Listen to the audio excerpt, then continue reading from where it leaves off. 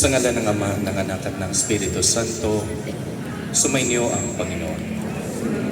Mga minamahal na kapatid, 5 linggo na tayong naghahanda ng sarili para sa pagdiriwang ng Pasko ng pagpapakasakit at pagkabuhay ng Panginoon. Siningkap natin unawain at tuparin ang ating pananagutan sa Diyos at sa kapwa-tao, alinsunod sa aral at halimbawa ni Kristo. Kaisa ng buong simbahan, sinisimulan natin ngayon ang mahal na araw. Si Kristo ay matagumpay na pumasok sa kanyang lungsod upang tuparin ang kanyang gawain bilang Mesiyas, ang magpakasakit, mamatay, at muling mabuhay para sa ating kaligtasan. Taimtim natin sariwaing sa alaala ang kanyang pag-aalay ng sarili para sa kapwa at sundan natin siya ng may buhay na pananampalataya. Kaysa niya sa pagdurusa sa krus, tayo nawa ay makahati niya sa kanyang pananaig sa kamatayan at sa kanyang bagong buhay. Manalangin tayo. Ama naming makapangyarihan, ang mga palaspas na ito ay iyong pagpalain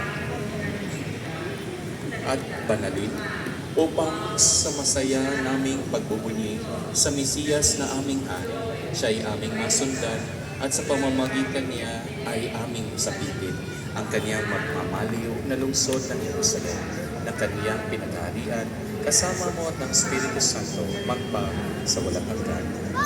Ngayon gagawin po natin ang pagbabasbas ng mga palaspas.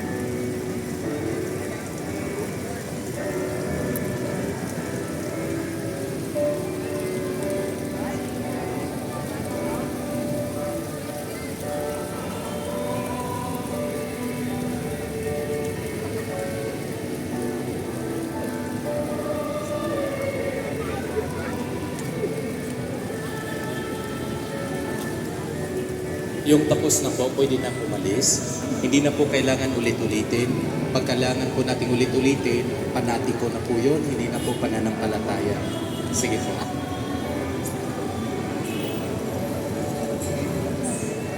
Pwede na po. Sige po, para mabindisyonan din yun iba. Bigyan po natin ng lugar.